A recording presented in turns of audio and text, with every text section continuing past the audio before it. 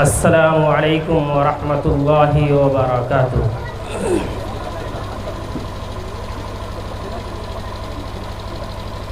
نحمده ونصلی علی رسوله الکریم،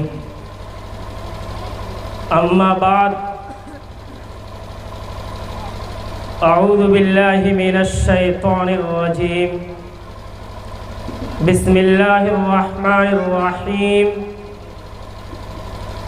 یا ایہا الذین آمنوا لا تأکلوا الربا اضعافا مضاعفا واتقوا اللہ لعلکم تفلحون۔ صدق اللہ العظیم وہو اصدق القائلین۔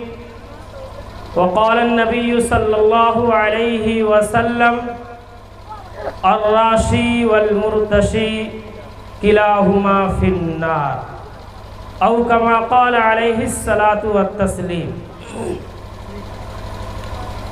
اسٹیج پہ تشریف فرما معزز موقر علماء کرام و ملت ڈیولپمنٹ فاؤنڈیشن کے اہم اراکین و ذمہ داران، وہ سامنے تشریف فرما میرے معزز بزرگوں، نوجوان ساتھیوں و پردہ نشی خواتین، مائیں اور بہنیں،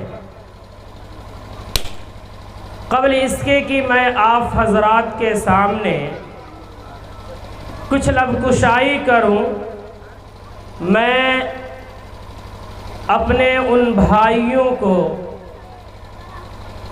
دل کی گہرائی و گہرائی سے مبارکبادی کا گلدستہ پیش کرتا ہوں، جن بھائیوں نے، جن بزرگوں نے بالخصوص اس بستی کے برادر مکرم عبد القادر صاحب و ذوالفقار صاحب و اس قوم، یہاں کے مسلم قوم کے راہنما امام مولانا شکیل صاحب، ان سب کو دل کی گہرائی و گہرائی سے اس تنظیم ملت ڈیولپمنٹ فاؤنڈیشن کے تمام اراکین کے طرف سے بہت بہت مبارکبادی پیش کرتے ہیں کہ آپ نے اپنی جانی، مالی اور وقتی قربانی دے کر اس خوبصورت پروگرام کا انعقاد کیا اور ہماری اس تنظیم ملت ڈیولپمنٹ فاؤنڈیشن کے پیغام کو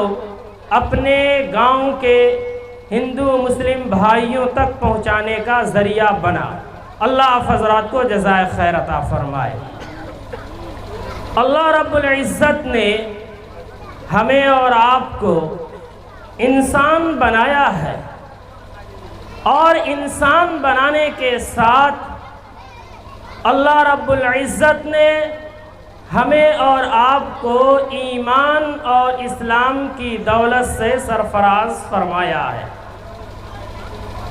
یعنی وہ دین عطا کیا ہے، وہ مذہب عطا کیا ہے جو کسی انسان کا بنایا ہوا قانون نہیں ہے، جو کسی تنظیم اور کسی سنستھا کا ایجاد کی ہوئی شریعت نہیں ہے، بلکہ وہ دین ہے، وہ مذہب ہے جس کو خود خالق و مالک نے قرآن میں کچھ یوں بیان کیا ہے، ان الدین عند اللہ الاسلام، کہ اللہ کے نزدیک اگر کوئی دھرم، اگر کوئی دین، اگر کوئی قانون زندگی، اگر کوئی ضابطۂ حیات معتبر ہے تو وہ اسلام ہے، وہ شریعت ہے جسے پیغمبر آخر الزمان جناب محمد الرسول اللہ صلی اللہ علیہ وسلم لے کر کے تشریف لائے۔ جس دین کو ہم اور آپ مانتے ہیں، یعنی دین اسلام، یہ ایک ایسا مذہب ہے جس نے اپنے ماننے والوں کے لیے زندگی کے تمام شعبوں میں مکمل اور مفصل رہنمائی کی نعمت عطا کی ہے کہ انسان کیسے رہے گا، اس کا چلنا کیسا ہوگا، اس کا بیٹھنا کیسا ہوگا، اس کی شادی وواہ کیسی ہوگی، اس کے معاملات زندگی کیسے ہوں گے۔ اس اسلام نے ان تمام چیزوں کو بیان کیا ہے۔ بالخصوص اسلام نے حلال و حرام کو بالکل واضح طور پر بیان کیا ہے کہ کون سی چیز حلال ہے، کون سی چیز حرام ہے، کون سا طریقہ بہتر ہے اور کون سا طریقہ غیر پسندیدہ ہے۔ اسلام نے روز روشن کی طرح اسے بیان کیا ہے۔ انسان پیسہ کمائے گا تو کیسے کمائے گا، ذریعے معاش کیا ہوں گے، طریقے معاش کیا ہوں گے، اللہ نے اور اس کے پیغمبر نے ہمارے سامنے اس کو کھلے طور پر بیان کیا ہے۔ پیسہ کمانے کا سب سے بہتر اور عمدہ طریقہ جو شریعت نے بیان کی ہے وہ میں آپ کو بتانا چاہتا ہوں، وہ ہے تجارت، بزنس، کاروبار، جس کے بارے میں اللہ کے رسول صلی اللہ علیہ وسلم نے دعائیں دی ہے۔ آپ نے فرمایا الخیر فی التجارہ، کہ خیریت اور برکت بزنس میں ہے۔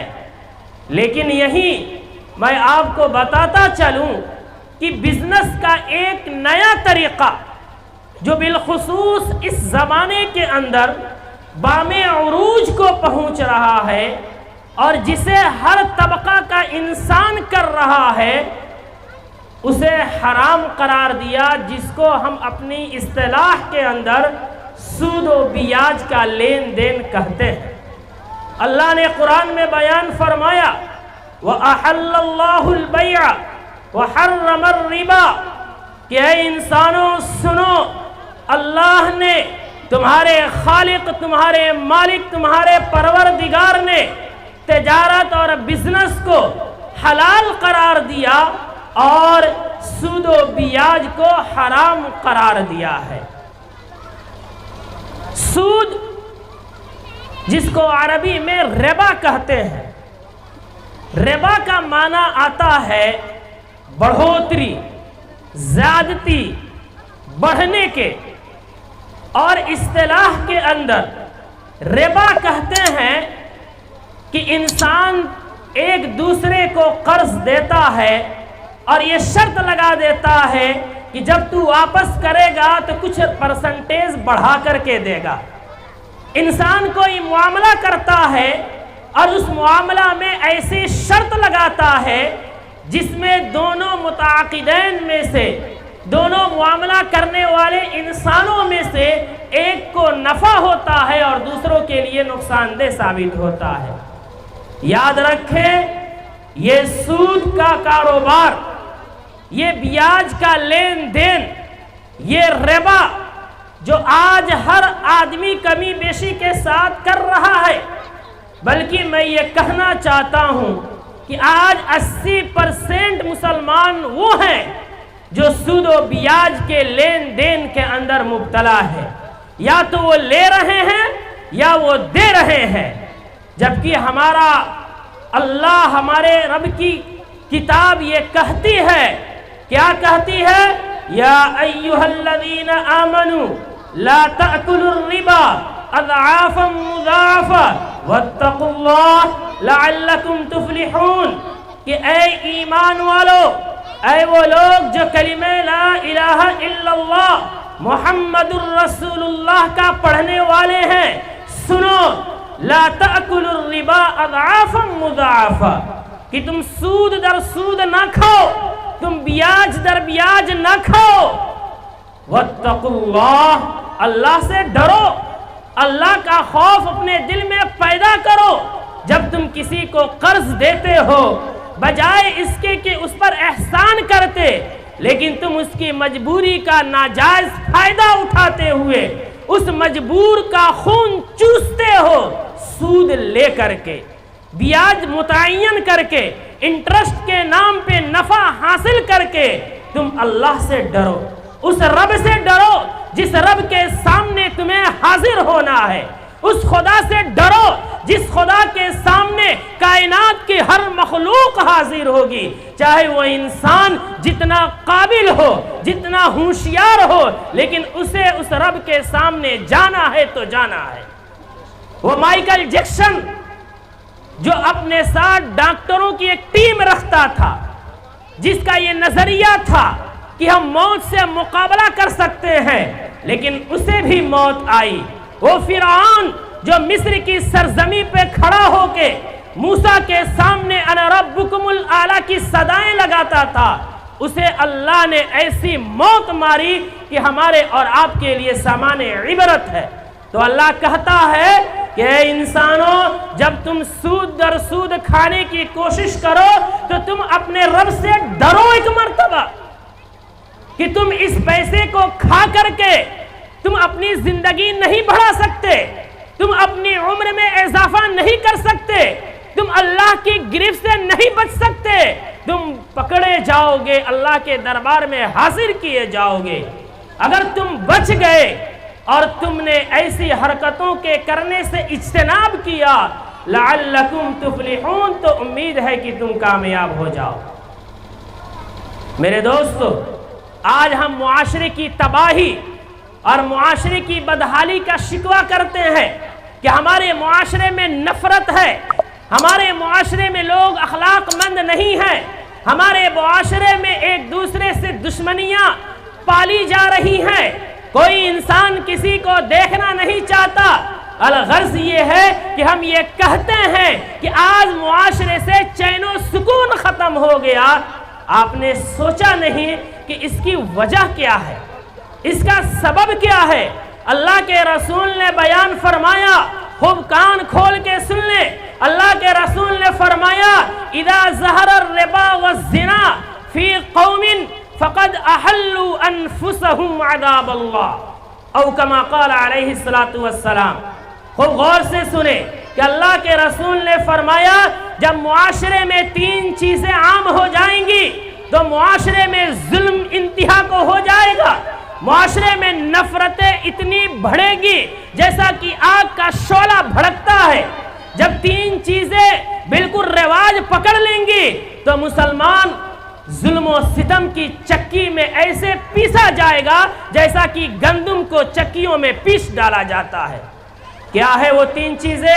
اللہ کے رسول نے بیان فرمایا، نمبر ایک، جب سود و بیاج کا لین دین عام ہو جائے کہ ہر فرد، ہر گھر، ہر طبقہ اس کو کرنے لگے اور اس میں لطف اندوز ہونے لگے۔ اور دوسری چیز، جب بے حیائی اور بدکاری عام ہو جائے، اور تیسری چیز، جب معاشرے کے اندر سے زکوٰۃ دینے کا رواج ختم ہو جائے۔ جب یہ تین چیزیں عام ہو جائیں گی تو اللہ کا عذاب نازل ہوگا۔ بلکہ اللہ کے رسول نے بیان فرمایا کہ جس قوم اور جس بستی کے لوگ سود و بیاج کا لین دین کرنے لگے، جس بستی کے لوگ بے حیائی اور بے شرمی کا مظاہرہ کرنے لگے، جس بستی کے لوگ بخل کا کام کرنے لگے، ایسی قوم گویا کی احل انفسہم عذاب اللہ، انہوں نے اپنے آپ کو اللہ کے عذاب کا مستحق بنا لیا ہے۔ جب ہم نے سود کا لین دین کر کے، بیاج کے حرام کا پیسہ اپنے گلوں میں ٹھوس کر کے، جب ہم نے اپنے آپ کو اس قابل بنا دیا کہ بارگاہ الہی عذاب مسلط کرے، کسی ظالم حکمراں کے طرز پہ، کسی ظالم معاشرے کے طرز پہ، مختلف انداز سے، تو پھر ہماری چیخیں کیوں نکلتی ہیں؟ ہم گلا کیوں کرتے ہیں کہ ہم پہ ظلم ہو رہا ہے؟ ہم یہ شکوہ کیوں کرتے ہیں کہ ہمارے املاک محفوظ نہیں ہیں، ہماری بیٹیاں محفوظ نہیں ہیں، ہماری جانیں محفوظ نہیں ہیں، ہمارے کاروبار محفوظ نہیں ہے؟ یہ بے شرمی اور بے غیرتی ہے۔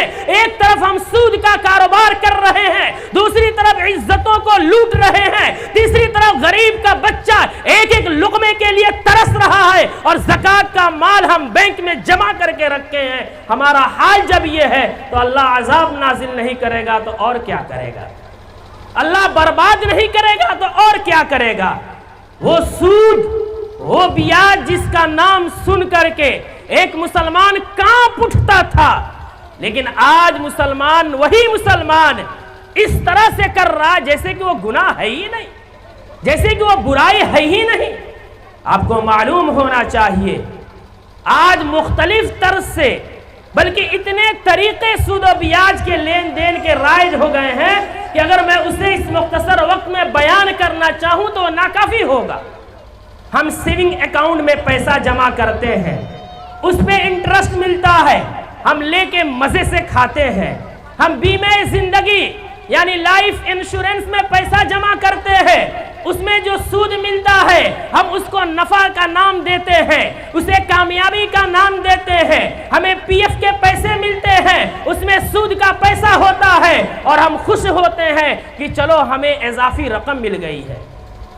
میرے دوستوں اور بزرگوں، اللہ نے قرآن میں بیان فرمایا یمحق اللہ الربا ویربی الصدقات، کہ اللہ سود کو گھٹاتا ہے۔ ہمارے نگاہوں کے سامنے یہ نظر آتا ہے کہ ہم نے بینک میں پیسے جمع کیے، ہمیں سود ملا، ہم نے لائف انشورنس کرائے، اس میں سود ملا، ہمیں پی ایف کے پیسے ملے، ہمیں سود ملا، ہم نے قرض دیا اور غریب کی آہیں اور چیخ و پکار کو اپنی جھولیوں میں بٹیرا اور ہمیں نفع ملا۔ یاد رکھے بظاہر یہ بڑھوتری نظر آتی ہے، لیکن وہ رب کہتا ہے جس نے ہمیں بنایا ہے، کائنات کو بنایا ہے، کہ یمحق اللہ الربا، اللہ ربا اور سود کے مال کو گھٹاتا ہے، برکت کو چھین لیتا ہے۔ انجام یہ ہوتا ہے کہ اس پیسے کو لیتے ہیں، بیوی بیمار ہوتی ہے، لاکھوں پیسے خرچ کر دیتے ہیں، اس پیسے کو لیتے ہیں، بچے کا ایکسیڈنٹ ہوتا ہے، کروڑوں روپیہ خرچ کر دیتے ہیں، اس پیسے کو لیتے ہیں، کوئی ایسی موذی مرض لاحق ہوتا ہے کہ زندگی بھر چیخ چیخ کے زندگی گزارنے پہ انسان مجبور ہو جاتا ہے۔ اس پیسے میں برکت نہیں ہے، اس پیسے میں نفع نہیں ہے، وہ ظاہری نفع ہے، اس کا گناہ تو دیکھیے کہ کتنا خطرناک ہے۔ اللہ کے رسول نے بیان فرمایا، ذرا کان کھول کر کے سنیں، عمل کی نیت سے سنیں، اس عزم کے ساتھ سنیں کہ سود و بیاج کا جو لین دین ہم نے کیا، آج توبہ کرتے ہیں، غریبوں کو قرض دے کر کے مدد کریں گے، نہ یہ کہ اس کی مجبوری کا فائدہ اٹھا کر کے اس کے دل کی آہیں لیں گے، اس پہ ظلم و ستم کریں۔ ذرا اس نیت سے سنیں۔ اللہ کے رسول صلی اللہ علیہ وسلم نے بیان فرمایا کہ درہم ربا یأکلہ الرجل وہو یعلم اشد من 36 زنیۃ۔ ذرا دیکھیں کہ کتنا بڑا گناہ ہے۔ اللہ کے رسول نے فرمایا کہ ایک درہم، ایک روپیہ اگر کوئی انسان سود کا لیتا ہے، یہ جانتے ہوئے کہ یہ سود ہے، یہ جانتے ہوئے کہ یہ رشوت ہے، یہ جانتے ہوئے کہ یہ بیاج ہے، یہ جانتے ہوئے کہ یہ حرام ہے، یہ جانتے ہوئے کہ خنزیر کے گوشت میں اور اس سود کے پیسے میں سوئی کے نوک کے برابر بھی فرق نہیں ہے، یعنی دانستہ طور پہ ایک درہم اگر انسان لیتا ہے، اس کا گناہ کیا ہے؟ اشد من 36 زنیۃ، 36 مرتبہ زنا کرنے سے زیادہ گناہ ملتا ہے۔ آپ سوچئے ایک انسان جو 36 مرتبہ زنا کرتا ہے، ناجائز تعلقات قائم کرتا ہے، کسی کی عزت لوٹتا ہے، اس کا جو گناہ ہے اس سے کہیں بڑھا ہوا ہے 1 روپیہ سود کے پیسہ کھانے کا گناہ۔ یہ تو چھوٹا گناہ ہے اور یہ تو وعید ہلکی ہے، لیکن ایک اور وعید سناتا ہوں۔ بے غیرت سے بے غیرت انسان جس نے حیا کو نیلام کر دیا ہو، جس نے اخوت اور ہمدردی کو پیروں سے روند ڈالا ہو، جس نے اخلاقیات کا جنازہ نکال دیا ہو، جس نے انسانیت کے پردے کو چاک کر دیا ہو، وہ انسان بھی اگر صدق دل سے سن لے اس کے رونگٹے کھڑے ہو جائیں گے، وہ ایک ایک لقمہ کے لیے ترس ترس کے مر جائے گا، لیکن کبھی ایک بھی روپیے کا سود لینا گوارا نہیں کرے گا۔ کیا ہے؟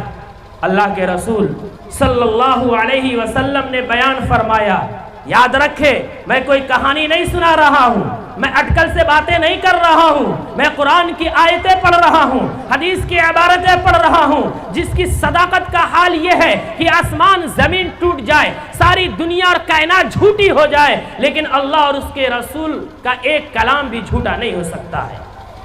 ہم مانیں یا نہ مانیں، تسلیم کریں یا نہ کریں، جس دن ہمارے جسم سے روح نکلے گی، جس دن ہم مر کے قبر میں دفن ہوں گے، رب کے سامنے کھڑے ہوں گے، ان ساری باتوں کی سچائی اور صداقت ہمارے سامنے عیاں ہو جائیں گی۔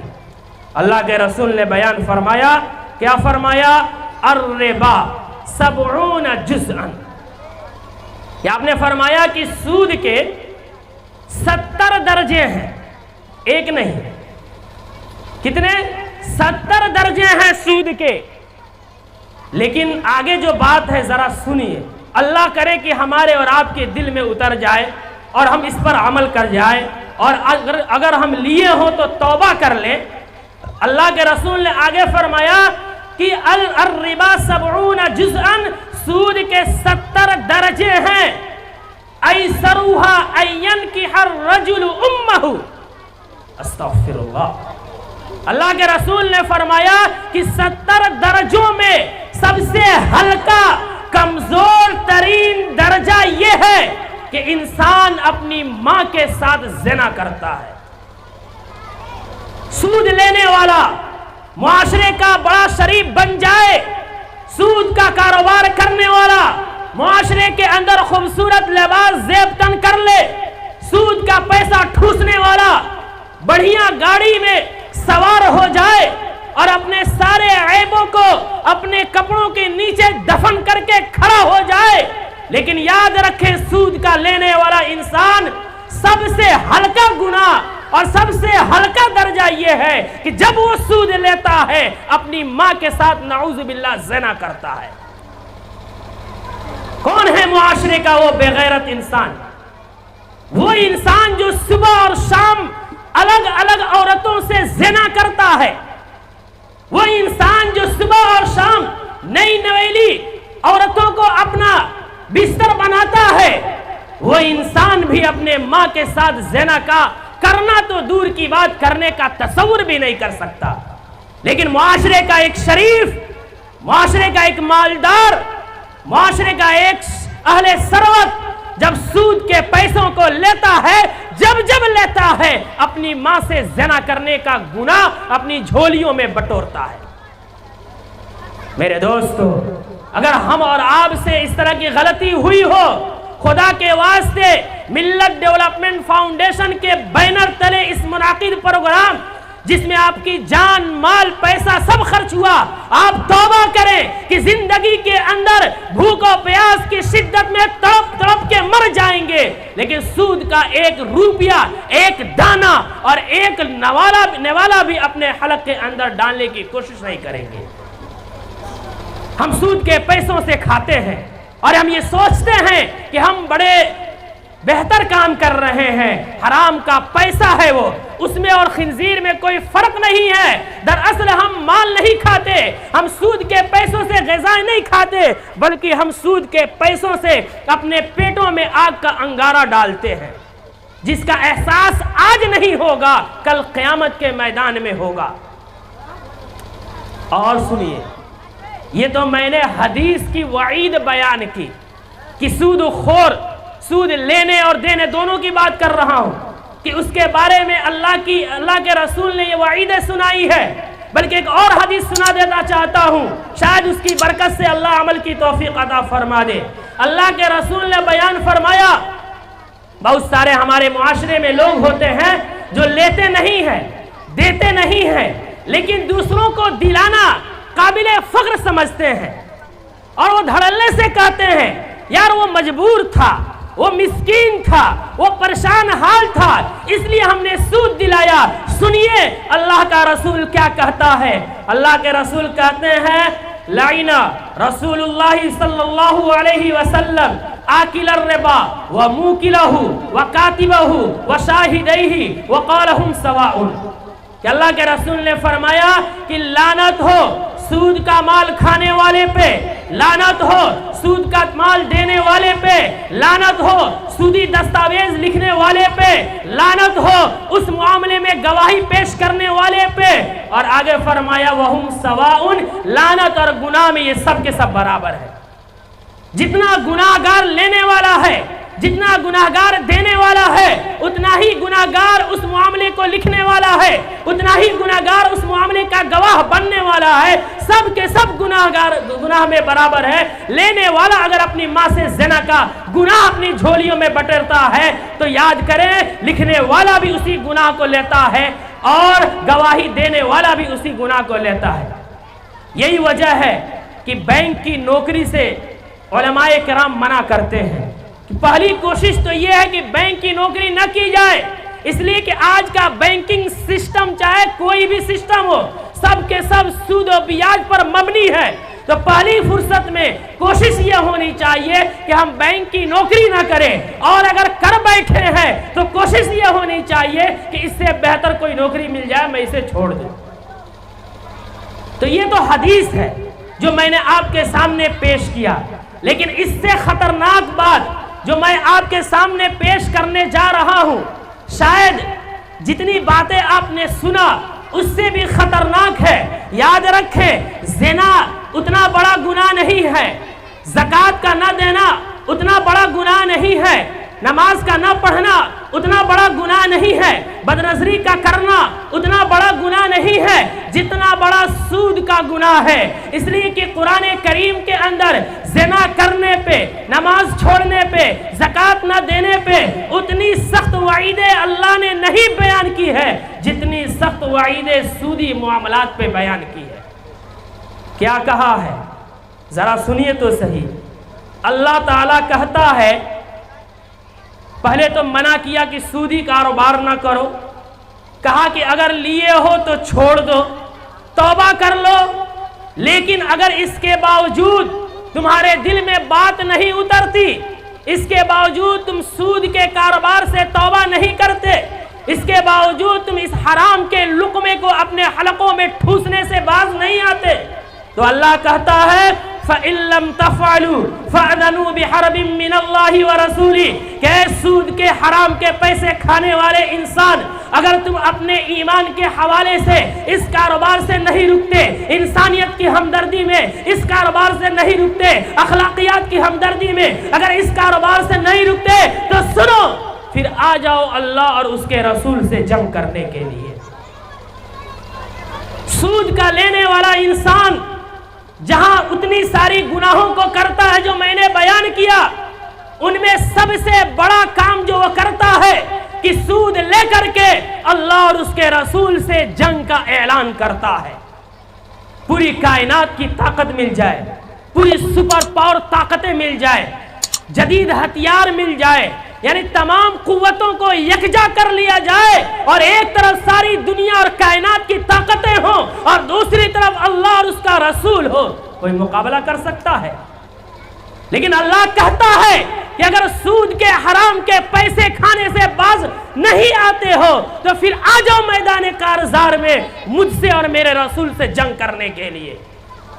हम मुसलमान हैं, ईमान वाले हैं, कलिमा पढ़ते हैं, ला इलाहा इल्लल्लाह मुहम्मदुर रसूलुल्लाह, हम दम भरते हैं, आशिक़ नबी हैं, इश्क़ नबी हमारे रगों में सरायत की हुई है, और हम सूद का कारोबार कर रहे हैं, बैंक के जरिए सूद ले रहे हैं, कर्ज के जरिए सूद ले रहे हैं, कारोबार के जरिए सूद ले रहे हैं, पीएफ के पैसे में सूद ले रहे हैं, बीमा जिंदगी लाइफ इंश्योरेंस में सूद ले रहे हैं। क्या क्या तरीके नहीं हैं जो हमने ईजाद कर दिए हैं। इसलिए मेरे दोस्तों, मेरे बुजुर्गों, ऐसे गुनाह से आज हम तौबा करें।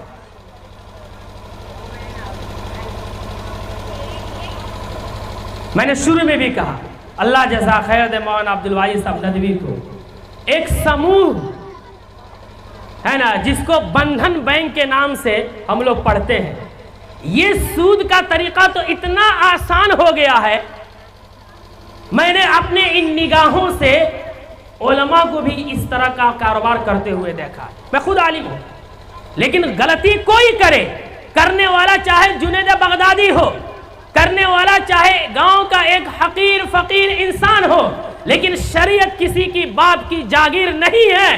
اگر ایک جاہل ان پڑھ سود کا مال لے کے اللہ اور اس کے رسول سے جنگ کا اعلان کر رہا ہے، ایک ان پڑھ سود کا مال لے کے اپنی ماں سے زنا کا گناہ جھولیوں میں بٹور رہا ہے، ایک عالم دین بھی، حافظ قرآن بھی، جماعت میں چلے لگانے والا بھی، تبلیغ میں جانے والا بھی، مسجد کا امام بھی، اگر وہ بھی سود لیتا ہے تو نعوذ باللہ وہ بھی اپنی ماں سے زنا کا گناہ کرتا ہے اور اللہ اور اس کے رسول سے اعلان جنگ کر رہا ہے۔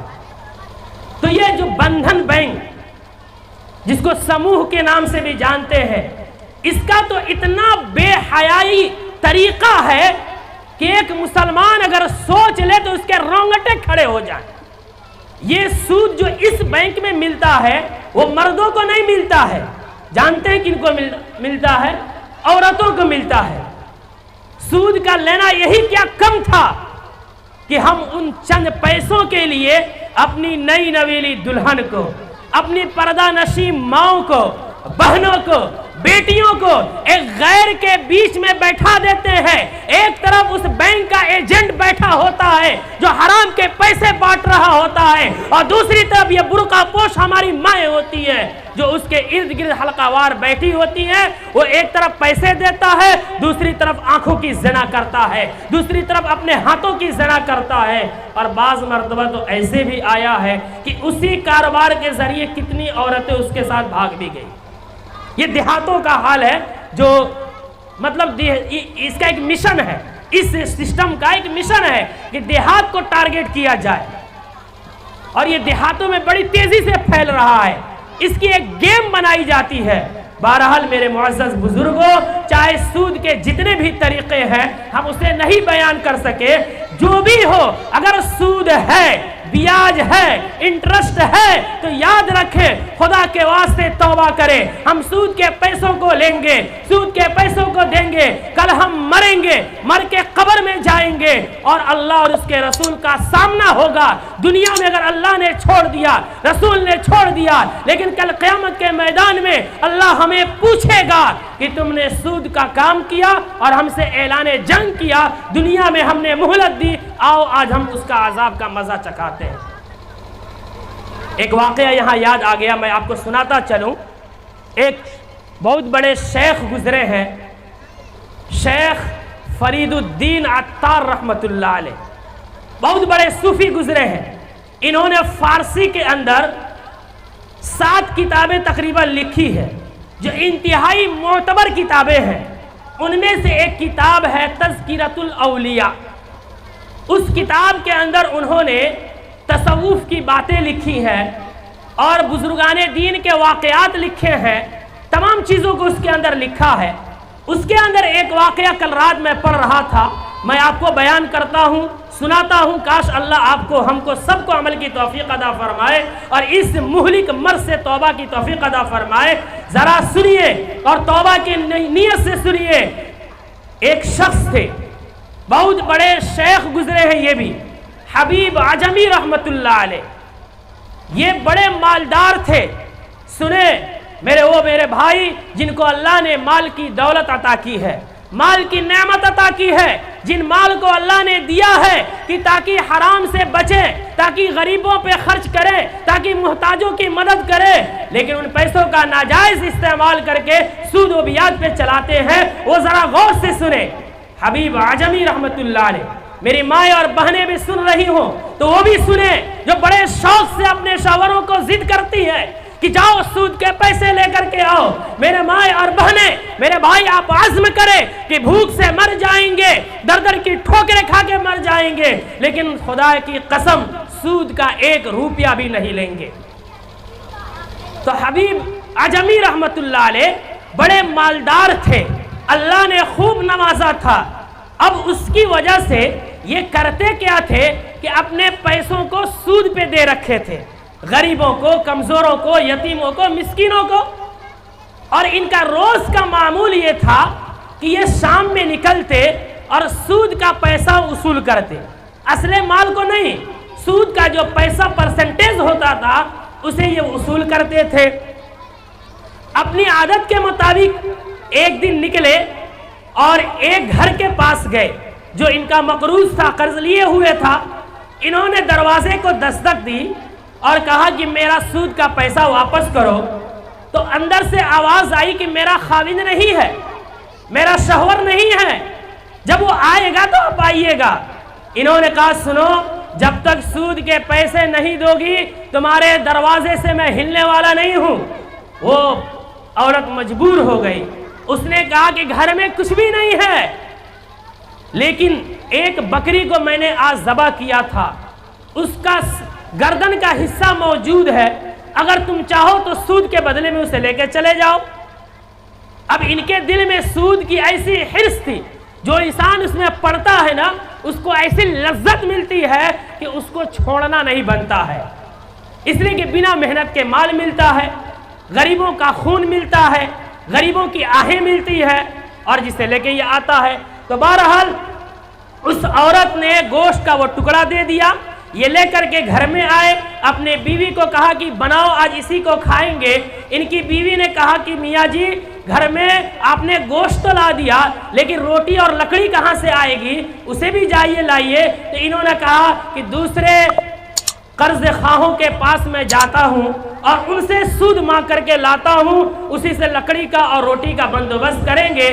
وہ گئے، اصول کر کے لے کر آئے، گوشت بن گیا، کھانے کی نوبت آئی۔ جب تک دروازے پہ ایک سائل آیا، خوب غور سے سنے، دروازے پہ ایک سائل آیا، اس نے کھانے کا مطالبہ کیا۔ انہوں نے کہا حبیب اعظمی نے کہ سنو، میں تمہیں ہرگز نہیں دے سکتا، اگر میں تمہیں دے دوں گا تو میرے پاس خود ہی گھٹ جائے گا، اس لیے تم واپس ہو جاؤ۔ وہ شخص چلا گیا۔ اس کے چلے جانے کے بعد جب انہوں نے اپنی بیوی سے کھانا مانگا، غور سے سنیے گا، بڑے عمل کی نیت سے سنیے گا، جب انہوں نے کھانا مانگا اور ان کی بیوی نے جب ہانڈی کو کھولا تو اس میں گوشت نہیں تھا بلکہ خون تھا۔ گوشت نہیں تھا بلکہ خون تھا۔ یہی رک کے میں بتانا چاہتا ہوں کہ اللہ کے رسول صلی اللہ علیہ وسلم جب معراج پہ تشریف لے گئے تو آپ نے دیکھا کہ ایک نہر ہے جو خون اور پیپ کا نہر ہے، اور کچھ لوگ اسی میں ڈبکی لگا رہے ہیں، یعنی کبھی اوپر جا رہے کبھی نیچے آ رہے ہیں۔ آپ نے جبریل سے پوچھا کہ یہ کون لوگ ہیں، تو جبریل نے کہا تھا کہ یہ وہ لوگ ہیں جو دنیا میں سود و بیاج کے پیسے کھاتے تھے، ان کا عذاب یہ ہے کہ انہیں خون اور پیپ کے نہروں میں ڈالا جائے گا اور اس کے بدبو میں اور اسی کے اندر وہ رہا کریں گے۔ تو یہاں بھی وہی چیز آئی کہ جب ہانڈی کھولا گیا تو اس میں گوشت نہیں تھا بلکہ خون تھا۔ یہ منظر دیکھ کر ان کی بیوی کا دل دہل اٹھا کہ میں نے تو گوشت ڈالا تھا، ان کا بھی دل دہل اٹھا کہ میں نے تو گوشت لایا تھا، یہ خون کہاں سے آ گیا۔ بیوی نے لان تان کی کہ تمہاری ان حرکتوں کی وجہ سے گوشت کو خون بنا دیا گیا، توبہ کر لو۔ ان کے دل میں بات آ گئی، انہوں نے توبہ کی۔ اس وقت کے مشہور تابعی حضرت حسن بصری کے دربار میں گئے اور جا کر کے ان کے ہاتھ پہ توبہ کیے، اور توبہ کرنے کے بعد پھر اس زمانے کے بڑے شیخ اور ولی گزرے ہیں جن کو زمانہ حبیب اعظمی رحمت اللہ علیہ کے نام سے جانتی ہے، اور ان کے واقعے کو بڑے یاد کے طور پہ سنتے سناتے ہیں۔ اس لیے میرے دوستو، آپ یہاں عزم کریں، سچے دل سے عزم کریں کہ اگر آج تک ہم نے سود لیا یا سود دیا، ہم توبہ کرتے ہیں، انشاءاللہ زندگی میں پھر کبھی ہم سود نہیں لیں گے۔ کوئی ہمارا بھائی محتاج آئے گا، غریب آئے گا، مسکین آئے گا، اس کی ہم مدد کریں گے، لیکن اس سے سود کا مطالبہ نہیں کریں گے۔ بتائیے آپ عزم کرتے ہیں کہ نہیں کرتے ہیں؟ ہاتھ اٹھا کر کے عزم کریں، اللہ آپ کی مدد فرمائے گا، یقیناً اس کی برکت سے اللہ آپ کے رزق میں برکت دے گا، یقیناً آپ ایک کامیاب اور اچھا انسان بنیں گے۔ اللہ عمل کی توفیق عطا فرمائے۔ اسی کے ساتھ ایک چھوٹی سی بات کہا کے ختم کرتا ہوں، وقت میرا ہو چکا ہے۔